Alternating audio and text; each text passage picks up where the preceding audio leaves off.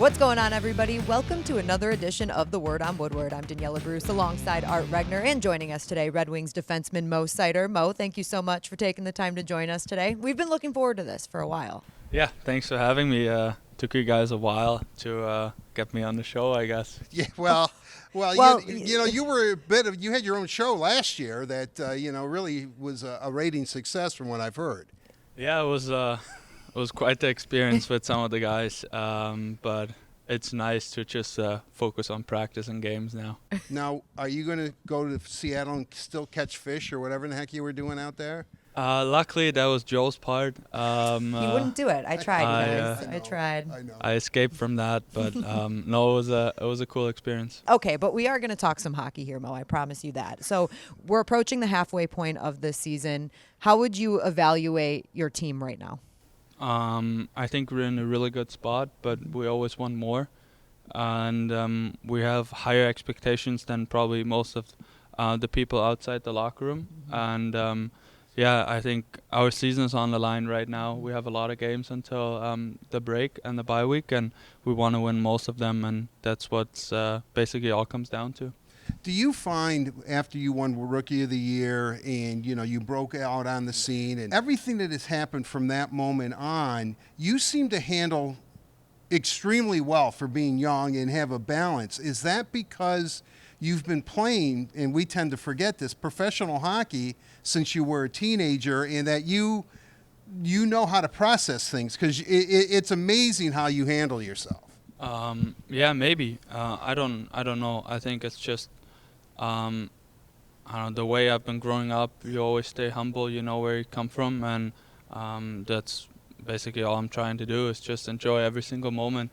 Come into the rink with a smile on my face, even though it's frustrating sometimes, but that's just the way it is, and I just try to make the most out of it. When you look at your offense this year, 13 points so far through the season, as we mentioned, we're almost to the halfway point. Do you feel like your offense is lacking, or are you focusing on different things? How would you describe your game from that aspect? It's obviously easy to say you don't get the bounces. But I just try to focus on the daily basis. I'm not too concerned about my game. I'm pretty happy. I think I'm playing really good with Wally out there. We've been dominating most of the top lines out there, and we're doing that on basically every single game. So I'm not really concerned about that. I mean, the bounces will come eventually, and it probably just takes a little bit longer this year. You spent a lot of time this season playing with Ben Chiarot, but you just mentioned now playing with Jake Wallman. What do you like about you and Wallman, and why do you think that's working? I think it doesn't matter who you're playing with. It just worked out. Even though I like playing with Benny, it's a little different. Both are really strong skaters. I think Wally's just a little bit more offensive-minded. And obviously it's been working out pretty well. I mean, the other line, it's been great too with Phil and Benny there. So I think we got a really strong decor. Looking at this season, and I know that I talked to you and Lucas both about here in America, we're really into the sophomore slump. It's something that, if we don't bring up, people say you're not doing your job. And what I find interesting is that for a forward, you can say, are they defending you differently? Are they playing you differently now that they have like a book on you or scouting reports? Is that the same for a defenseman? Do you find guys are approaching you differently or playing you differently? Because I always thought a defenseman, more or less, is in more control than a forward is, if that makes any sense. And I could be completely wrong. Yeah, I don't know. I just try to go out there and have my A game every single night. Most nights it works out, and sometimes you got to be comfortable with your B game, and that's fine too. I don't think anyone is playing you differently. They all play their best against us. They know we're on the up front there and are getting better. So I don't know. It's a good question.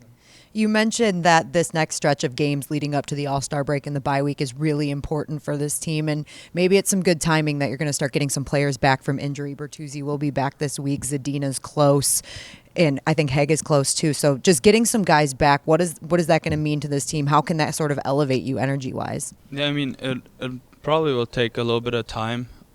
just because everybody has to find his role again and get comfortable around each other. But I think that's also on the guys playing right now. We have to, welcome them with open arms, make it easy for them, even though maybe they have really high expectations from themselves. And then I think we'll be a really good team down the stretch. All right. Last question from me. So start preparing your final thoughts. Okay. We saw Jake Wallman score a goal in Pittsburgh. It was the winner in Pittsburgh in the celebration, the gritty. Everyone loved it. National attention even. I'm just challenging you that when you score your next goal, I need a celly that's even better than that. I don't know if you can top that. I think Wally nailed it at that point. It's hard to do it during the game. It has to be a special moment, and I think he was preparing a long time for that. And you don't have anything up your sleeve right now, you're telling me? Not really. I mean, I think I don't even know what it is, 2 goals, it's pretty hard to think of a celly. I mean, you never know when the next goal comes.